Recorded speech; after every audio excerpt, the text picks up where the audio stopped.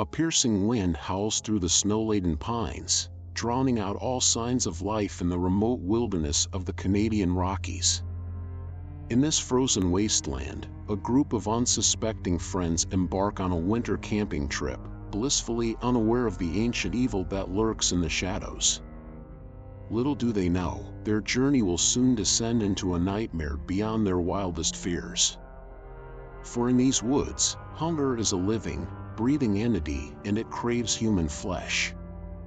Join me, dear viewer, the Nightmare Maestro, as we unravel the terrifying tale of the Wendigo's hunger. It began with an innocent invitation. Tom, an avid outdoorsman, convinced his college buddies Jack, Sarah, and Mike to join him for a winter camping trip in the remote Canadian Rockies. The promise of untouched snow, cozy campfires, and quality time together was too tempting to resist. They packed their gear, loaded up Tom's rusty pickup truck, and set off on the long drive north, their excitement palpable. But as the miles ticked by and civilization faded in the rearview mirror, an inexplicable sense of unease began to creep into their minds. The drive seemed endless, the winding roads cutting through an increasingly desolate landscape.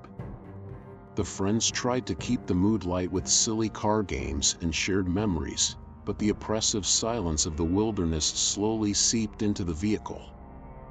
Sarah, usually the life of the party, grew uncharacteristically quiet, staring out at the passing trees with a distant look in her eyes. Tom reassured them all that the trip would be worth it, a chance to disconnect from the world and reconnect with each other. If only he knew the true cost of that disconnection.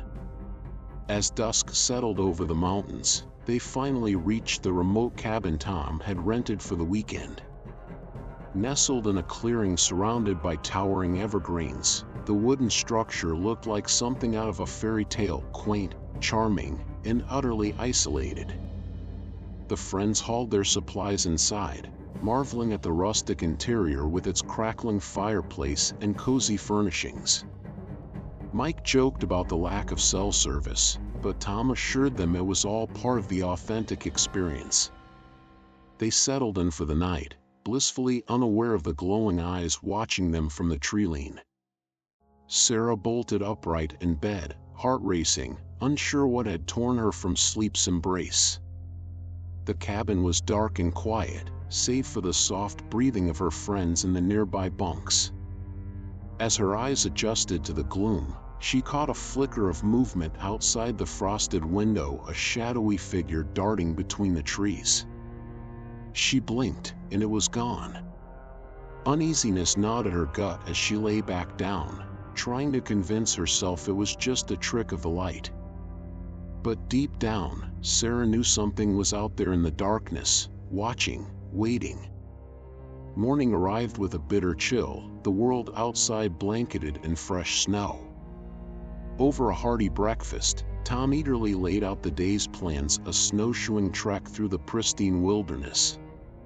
As they set out, the friends marveled at the breathtaking beauty surrounding them, the virgin snow glittering like diamonds in the pale sunlight. But soon, they stumbled upon a sight that sent shivers down their spines, a trail of crimson blood, stark against the white expanse.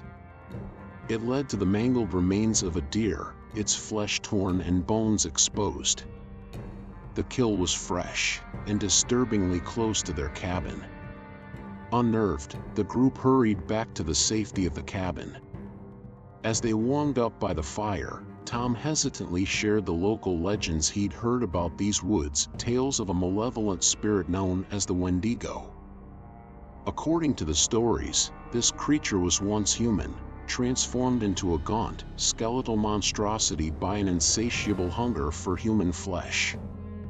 It roamed the wilderness, preying on the weak and isolated.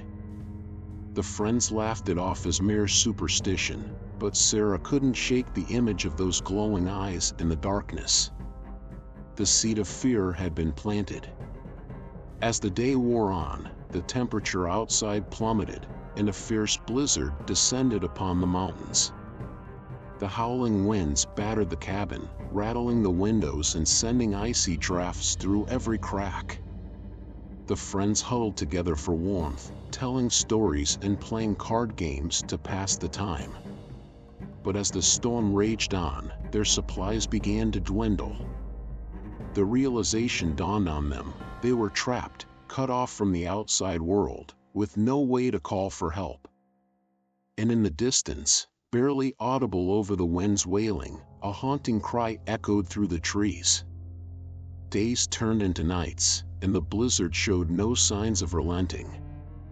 Rationing their meager supplies, the friends grew weak and irritable, snapping at each other over trivial matters.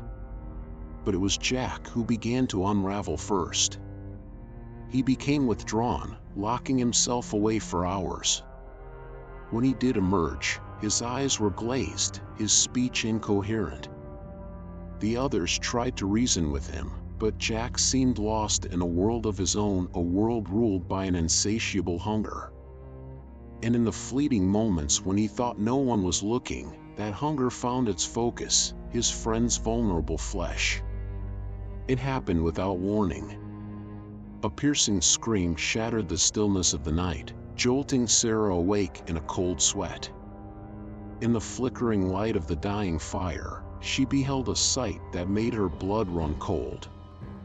Jack crouched over Mike's motionless form, his jaw working furiously, not in speech, but in the primal act of consumption. Crimson stained his lips and chin. The cabin erupted into chaos as Tom leapt up to intervene. But Jack was no longer human. An unholy strength pulsed through his veins. He tore through the room, leaving splintered furniture and broken bodies in his wake. Sarah cowered in a corner, watching in mute horror as the creature that had once been her friend turned its ravenous gaze upon her. Tom, bleeding and battered, grabbed her hand and yanked her towards the door. They stumbled out into the raging blizzard, the icy wind stealing their breath. Behind them, the nightmare pursued, its inhuman cries echoing through the night. Sarah's mind raced as they fled deeper into the woods, their feet sinking into the deep snow with every step. They had to find help, had to escape this frozen hell before it consumed them both. Exhausted, Tom and Sarah huddled beneath a towering pine, shivering as they tried to catch their breath. In whispered fragments, Tom confessed the truth he'd been hiding: this was no ordinary camping trip. He'd brought them here on purpose, a twisted sort of experiment, or real-life enactment of the Wendigo legend he'd become obsessed with. Hurt and horrified by his betrayal, Sarah pulled away. But Tom grabbed her wrist, his eyes wild. He had to know if the stories were true, he insisted, had to see the transformation for himself. And now they were all paying the price. A howling cry split the night, closer now. Tom and Sarah exchanged a terrified glance. They'd lingered too long, the creature had caught their scent. They plunged deeper into the forest, stumbling through the thick underbrush. But the Wendigo's hunger drove it onward, its gaunt figure flickering between the trees like a malevolent ghost. They could feel its icy breath on their necks, hear the snapping of branches as it closed in. Tom pushed Sarah ahead, urging her to run, to leave him behind. But she couldn't abandon him, not now, not after everything they'd endured together. The ground disappeared beneath Sarah's feet, and she plummeted into icy darkness. The world spun, her scream cut short as she plunged into the bone-chilling depths of a frozen lake, hidden beneath a layer of snow. The shock stole her breath, and she thrashed in the inky water, desperately seeking the faint glimmer of light above. But the cold sapped her strength, and her heavy winter clothes dragged her down. Sarah's lungs screamed for air as numbness crept over her body. Spots danced before her eyes, and she felt the welcome embrace of oblivion rising up to claim her. But the oblivion never came. Strong hands gripped Sarah's jacket, hauling her from the icy depths and onto the frozen shore. She coughed and sputtered, her lungs aching as she gulped in precious air.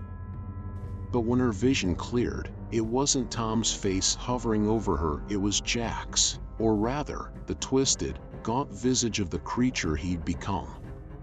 The Wendigo had caught up to them at last.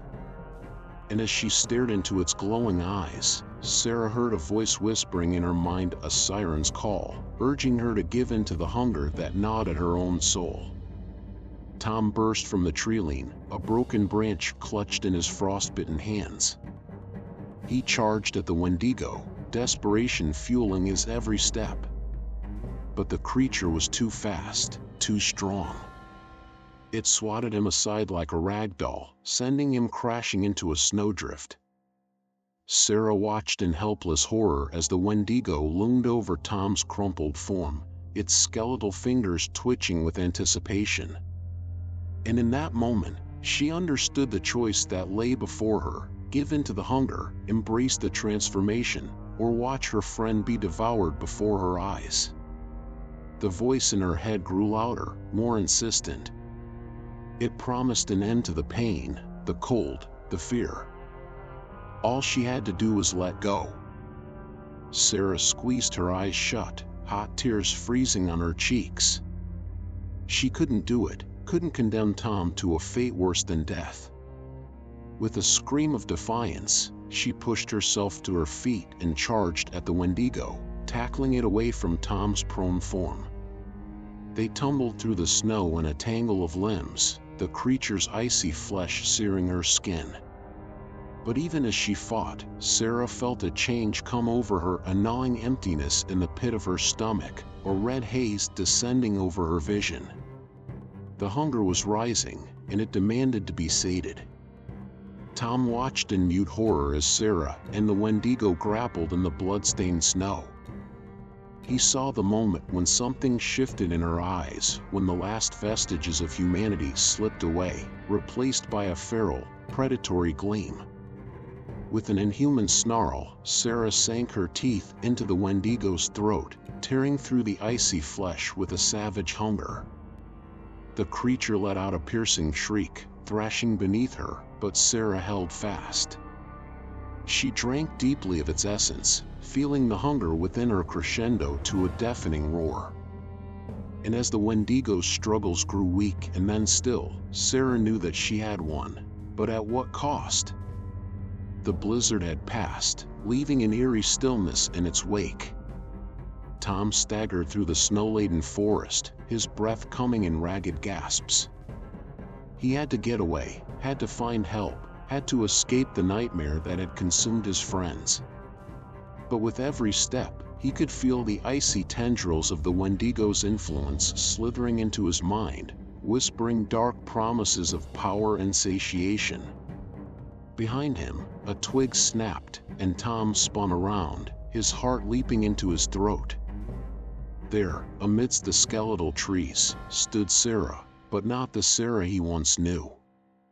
Her eyes glowed with an otherworldly hunger, her lips stained crimson with the Wendigo's blood. And in her hand, she held a jagged bone, sharpened to a wicked point. "Join me, Tom," Sarah purred, her voice laced with a seductive menace. "Embrace the hunger, and we can be together forever." Tom shook his head, backing away in horror. This wasn't the Sarah he loved, this was a monster, a twisted reflection of the friend he'd once known. He turned to run, but the Wendigo's hunger surged within him, sapping his strength. Sarah was upon him in an instant, her icy fingers closing around his throat. "Don't fight it," she whispered, her breath hot against his ear. "It's so much easier to just let go." And as Tom stared into those glowing, ravenous eyes, he felt his resolve crumble. Perhaps it wouldn't be so bad to give in to the hunger, to let it consume him, body and soul. But in that final, fateful moment, a flicker of clarity pierced the haze of Tom's mind. He saw the faces of his friends, not as they were now, but as they had been before the hunger had claimed them. And he knew, with a sudden, sharp certainty, that he could not let their sacrifice be in vain. With a cry of anguish, Tom wrenched himself free of Sarah's grasp and stumbled to the edge of a steep ravine. Below, jagged rocks jutted up from the icy depths, promising a swift and certain end. He looked back at Sarah, his eyes brimming with tears. "I'm sorry," he whispered. And then, he jumped. Sarah watched as Tom's body disappeared into the abyss, a single, anguished scream echoing through the stillness.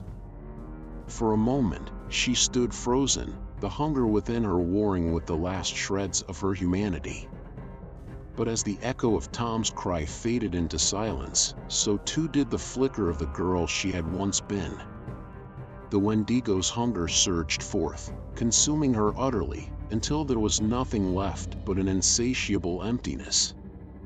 She lifted her face to the sky and let out a piercing, inhuman wail, a sound of triumph and despair, of a hunger that could never be sated. And as the moon rose over the blood-soaked snow, Sarah knew that she was no longer alone in her hunger. The Wendigo's call had been answered, and the feast was only just beginning. Years have passed since that fateful winter, but the legend of the Wendigo lives on in hushed whispers and campfire tales. They say that the creature still roams these woods, its hunger as insatiable as ever. They say that, on the coldest nights, you can hear its haunting cries echoing through the trees, a siren's call, luring the unwary into its icy embrace. And sometimes, when the moon is full and the wind howls just right, you might catch a glimpse of a gaunt, skeletal figure flickering between the shadows, always watching, always waiting, always hungering for its next meal. And so, dear viewer, we come to the end of our chilling tale. But remember, the hunger never truly ends, it merely lies dormant, waiting for its next victim. So the next time you find yourself alone in the wilderness, with nothing but the cold wind and the whispering trees for company, be sure to listen for the Wendigo's call. For when the hunger awakens, there is no escape from its icy embrace. This has been the Nightmare Maestro, weaving another tale of terror to haunt your dreams. Subscribe for more chilling tales, if you dare.